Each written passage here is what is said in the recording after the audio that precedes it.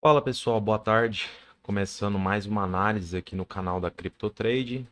Hoje, dia 24 de setembro de 2024, aproximadamente 4h24 da tarde.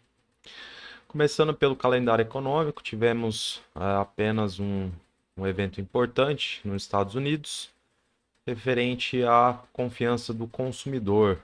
O resultado veio um pouco abaixo da projeção dos analistas. Porém, nada de muito impacto ao que tange o reflexo dos mercados como S&P, Nasdaq e Dow Jones. Vindo aqui para o Bitcoin, que é o nosso carro-chefe, a gente percebe que o preço encontra-se dentro daquela região na qual os compradores iriam induzir, né, o preço numa tentativa de manipulação. Porém, o que se percebe é que, de fato, existe a real intenção, né, do mercado manter o preço acima dessa região dos 62.600, basicamente pela movimentação do preço ao longo do dia. Se você perceber, o mercado de fato ele veio, né, na proximidade aqui do nosso suporte, que teoricamente, né, estava fadado ao rompimento, muito também, né, observando a questão do volume vendedor que vinha prevalecendo.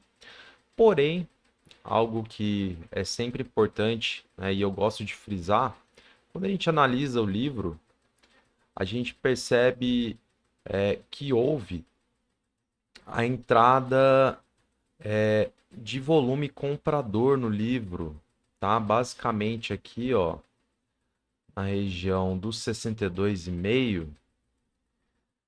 Deixa eu carregar aqui.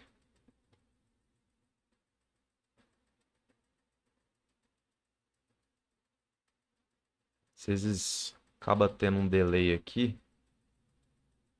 Ele não está aparecendo, mas foi identificado esses lotes no dia de hoje. Inclusive não estavam presentes aqui até ontem. Isso pode ter sido um grande reflexo para que os compradores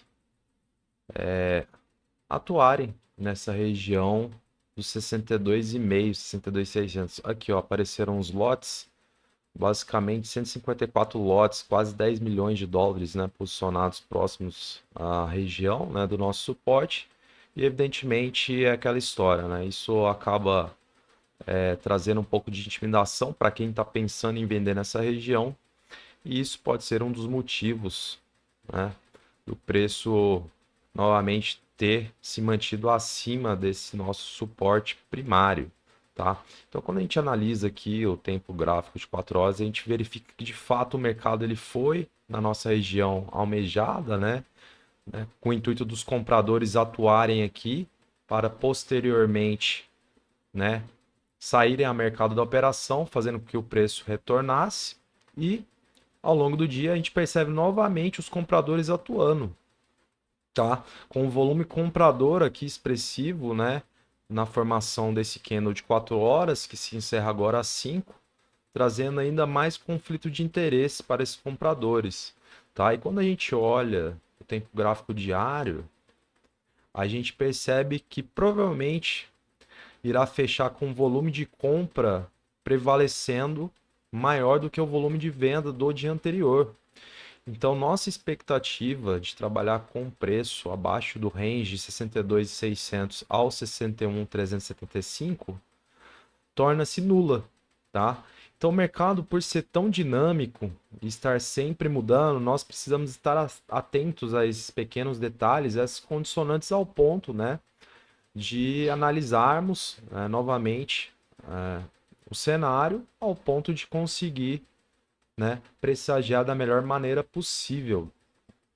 Então, a gente precisa aguardar aí de fato, né, a confirmação desse candle padrão aqui agora às 4 da tarde e posteriormente o candle das 9 horas do diário para de fato verificar se o volume comprador vai prevalecer em relação ao volume de venda do dia anterior.